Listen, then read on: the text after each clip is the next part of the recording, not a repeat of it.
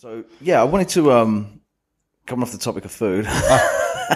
One of my favorite topics. I was going to ask you about. So you're like a pretty successful author, right? I am. Yeah, I mean, I'm definitely successful in the sense that I've been able to be full-time author now 10 years this month. Right. And so I would, I guess by any measure of success, that's successful. I'm not by any means a household name or anything. I'm not a New York Times bestseller. I've had a couple big books hit the USA Today Times or USA Today bestseller list, but nothing super high. Yeah, so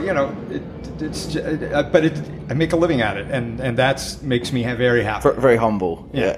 Well, I mean, I would love to be, get a lot more readers eventually. I mean, Sure. because, I mean, not only would it be nice to be more successful that way, but I just love the idea of people reading my stories.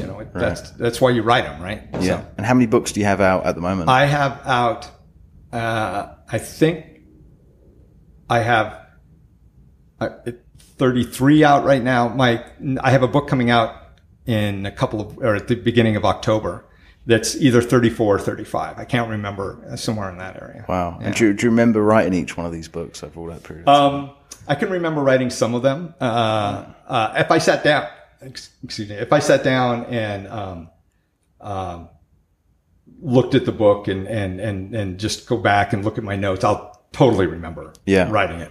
It's just, I tend to write, I used to write up to 4 books a year. Now I write about 2.5 to 3 books a year. So that's still a fairly rapid pace. And, so it sometimes you're moving on. You don't have enough time to remember, Right. at the time. But if I go back and look at them, I'll remember them all. Yeah. That's amazing how you as the person writing the book can go through it so fast. And when I'm a really slow reader, so it'd probably take me 3 months to read one of your books, right? And but like when I'm reading through it, like, and this is what I was asking about the other day. We had a chat, and like it seems like so much thought has gone into every single one of the characters. You would think, like me reading it, I would think it took the person who wrote this like 5 years, 10 years to write it. I mean, some people the thing about writing and just like anything, and especially in the creative world, I think it probably goes to playwriting and screenwriting and painting and anything, is everyone has a different pace. Yeah. And I think for me, I tend to write at a faster pace. But I also try to put a lot of thought into those things. What helps for me now is that a lot of the books I write are part of different series. I have several different series. So the characters are well known to me. My most popular series is the first series I ever first book I ever got published. It's my Jonathan Quinn's thriller series. And I've been, the first book came out in 2007 on that one. And I've written 14 novels in that and a couple of short stories. So I've spent a lot of time with those characters. Right. And that makes it easier. So when I come to those books, I know how they're going to react in any particular situation. And I don't have to guess what they're going to say or anything. It's like they're just talking. I'm just writing it down, sometimes. Wow. So do you just create these characters like in your head and then you have them in your head? Fairly much. Yeah. That's pretty fascinating. I'll write down some thoughts and everything like that. Yeah. So I have a lot of weirdos running around my head, or maybe I'm the weirdo. I don't know. Wow. So how many, I have all 34 books or something? Something like that. So how many characters?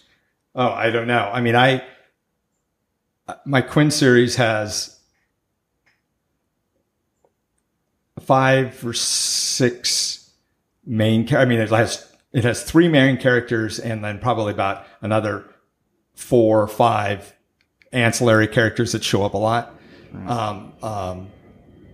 So that's just that series. I have my Xcom series, which is another spy type series that has 5 main characters. It's a team. So it's got 5 main characters, and then they have a contact who's always in it too. And then there's another like 7 or 8 characters in that are in it. I wrote a pre/post-apocalyptic series. It's a 7-book. It's all done. It's a contained series, and that one was pretty wide. You know, I had people in the States, I had people in India, I had people in Europe and South America, and so that was like a cast of thousands on that. Right now, I couldn't even tell you because I finished that several years ago, this last book in that one. So